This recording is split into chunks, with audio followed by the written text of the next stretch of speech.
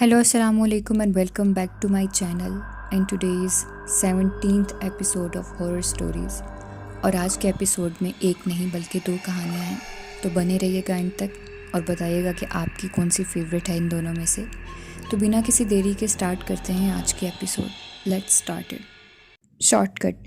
ایک دفعہ میں، میرے ہسبینڈ اور ہمارا بیٹا ہم شادی سے واپس آ رہے تھے۔ رات بہت زیادہ ہو گئی تھی تو میرے بیٹے کو بہت پیاس لگ رہی تھی، مگر رات زیادہ ہونے کی وجہ سے سب دکانیں بند تھیں اور آس پاس کوئی گھر بھی نظر نہیں آ رہا تھا۔ ہم کسی سنسان علاقے کے پاس تھے اور آس پاس جنگل اور درخت ہی درخت تھے۔ بہت ہی خوفناک جگہ تھی۔ ابھی ہمارے گھر کا سفر شروع ہی ہوا تھا۔ گھر ابھی بہت دور تھا کہ میرے ہسبینڈ کو رستے میں چلتا ایک آدمی نظر آیا، تو ہم نے اللہ کا شکر ادا کیا کہ چلو کوئی بندہ بشر تو نظر آ رہا ہے۔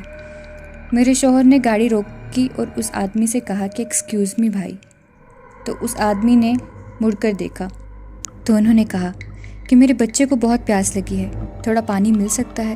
تو اس آدمی نے کہا کہ ابھی تو میرے پاس پانی نہیں ہے، مگر میرا گھر پاس کے گاؤں میں ہی ہے، آپ میرے گھر چلیے، میں آپ کو وہاں پانی پلاتا ہوں، کیونکہ یہاں تو دور دور تک آبادی یا کوئی گھر نہیں ہے اور سب دکانیں بھی اس وقت بند ہو گئی ہیں۔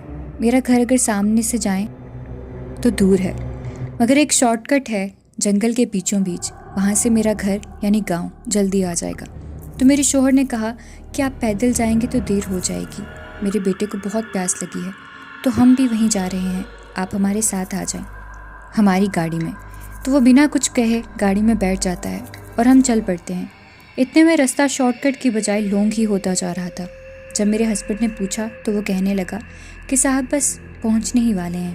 اتنے میں میرے ہسبینڈ کی نظر اس آدمی کے سائیڈ میرر پر پڑی تو وہ خوف سے ساکت ہی ہو گئے، کیونکہ اس آدمی کی شکل انسانی نہیں بلکہ خوفناک جن کی شکل میں بدل چکی تھی، اور جب انہوں نے اس کے ہاتھ کی طرف دیکھا تو وہ بھی بالوں سے بھرا ہوا تھا اور ناخن اتنے بڑے اور خوفناک تھے۔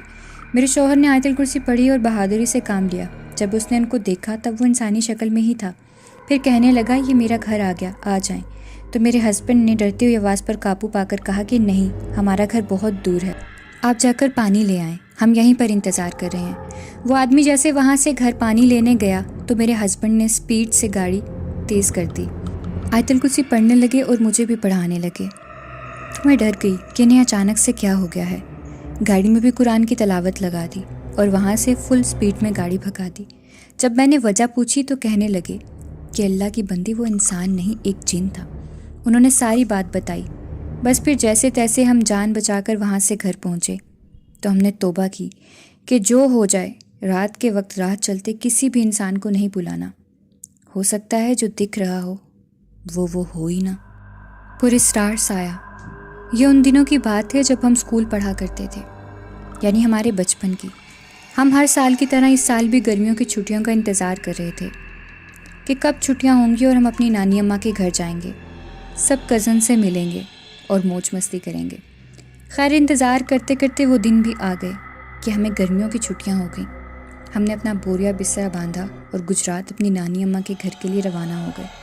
سفر میں ہم بہن بھائیوں نے خوب انجوائے کیا اور نانی اماں کے گھر جانے کی خوشی کا تو پوچھو ہی مت۔ سب کو اتنی ایکسائٹمنٹ تھی، سفر اتنا لمبا تھا ہمیں پتہ ہی نہیں چلا کب ختم ہو گیا۔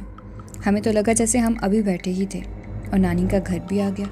خیر ہم نانی اماں کے گھر پہنچ گئے، سب کزن سے مل کر بہت اچھا لگا اور ہم سب نے اگلے دن باغ میں جانے کا پلان بنایا۔ میری نانی اماں کا باغ ہوا کرتا تھا تو ہم ہر دفعہ وہاں کا چکر تو ضرور لگایا کرتے تھے۔ سب بچوں کو چھٹیاں تھیں تو ہم سب نے ناشتہ کیا اور باغ کی طرف روانہ ہو گئے۔ یہ آم کا بہت بڑا باغ تھا، اس باغ میں آم کے بہت بڑے بڑے درخت تھے۔ ہم نے وہاں سے آم توڑ کر کھائے اور خوب ہلا گلا کیا۔ صبح سے آئے ہوئے تھے ہم، تو اب ہمیں بھوک لگنے لگی تھی، تو سب نے سوچا کہ چلو اب گھر چلتے ہیں، صبح واپس سے آئیں گے۔ سب کزنز اپنے اپنے دوستوں کی ٹولیاں بنا کر وہاں سے چل پڑے، بڑے کزنز ایک طرف، چھوٹے کزنز ایک طرف، سب باغ سے نکل گئے، لیکن رہ گیا پیچھے میں اکیلا، اور مجھے پتہ ہی نہیں چلا کہ سب چلے گئے ہیں۔ میں دراصل درخت سے آم توڑ رہا تھا کہ اچانک میں نے دیکھا کہ خاموشی سی ہو گئی ہے باغ میں، کوئی بھی نہیں تھا وہاں۔ میں بھاگا۔ جب میں باغ سے باہر نکلا تو اچانک میں نے دیکھا کہ باغ کی دیوار پر میرے ساتھ کوئی اور سایہ بھی بن رہا ہے۔